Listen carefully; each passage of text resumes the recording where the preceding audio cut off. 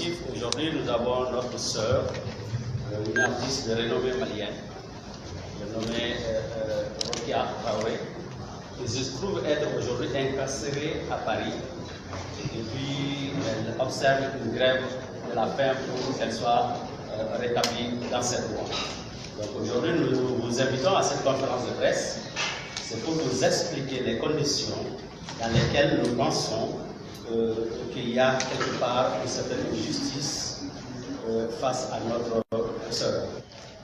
Rokia a un problème avec son ex-compagne avec qui il était en couple. Ils ont eu une fille.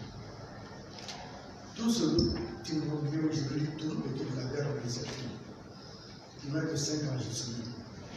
Et malgré les arguments pertinents développés par l'avocat belge en faveur de la cliente, le tribunal est passé outre et a décidé de confier une garde exclusive de la fille à son père. Toutefois, ayant vu ces choses-là, nous aussi, on a introduit, parce que nous estimons que ces tribunaux maliens qui sont compétents, de raisons essentielles, l'enfant vit au Mali, l'enfant va à l'école au Mali, et l'enfant est malien, même si quelque part est belge aussi. On a demandé au tribunal de grande instance de 2006 de confier la garde exclusive de l'enfant à sa maman, ce qui nous a été accordé. Alors, on se trouve en face de 2 décisions de justice.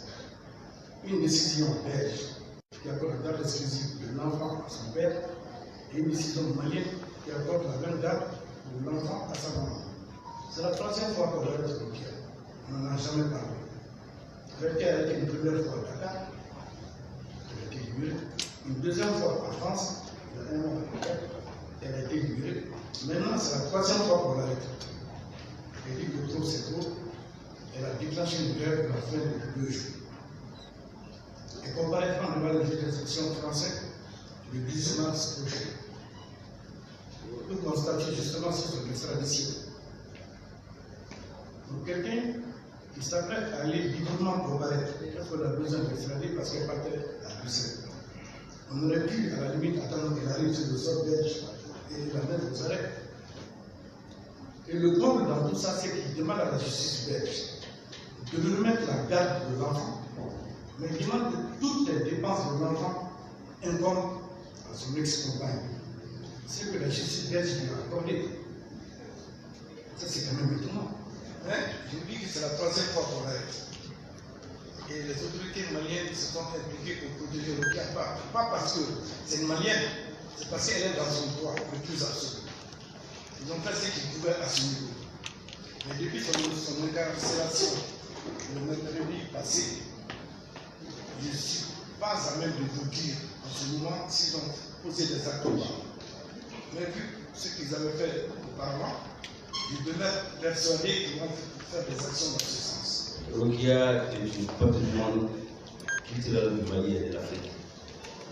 Elle est la symbole de résistance, de courage, de réussite. Elle est de la diaspora.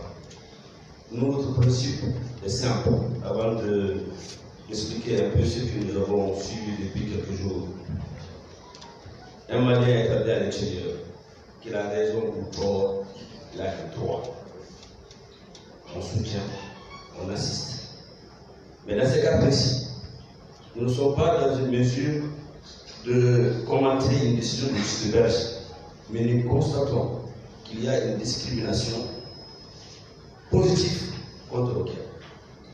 Et nous n'accepterons pas qu'un pays futur, la Belgique, qui viole et frôle au pied notre expression même de notre souveraineté nationale et un passeport diplomatique, une ambassadrice de la culture malienne. Rokia ne peut pas fuir pour aller quelque part et que la justice française le refuse même une caution. Donc nous, on est indignés et nous sommes en train de nous mobiliser partout en Europe, partout en Afrique, pour non seulement éclaircir cette question de violation de droits de Rokia et aussi la violation des accords de Vienne en ce qui concerne les intérêts de passeport diplomatique. Au-delà de ça, elle a un ordre de mission.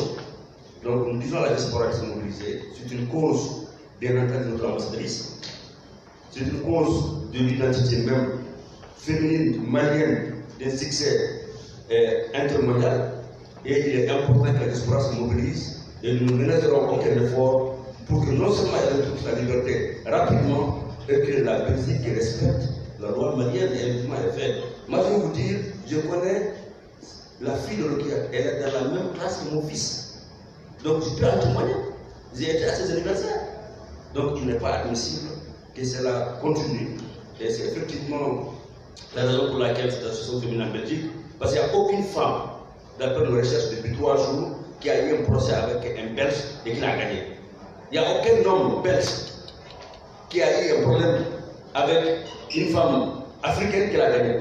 Donc il faut que ça s'arrête. À ce qui concerne aujourd'hui sur le cas, Inch'Allah, on va non seulement tirer ça d'une façon claire, précise et traçante, et on va exiger le respect de l'expression, de la dignité de la diplomatie malienne et malienne et malienne tout court, parce qu'elle détient le passeport sur notre ambassadrice. C'est comme si on enfermait notre ambassadeur.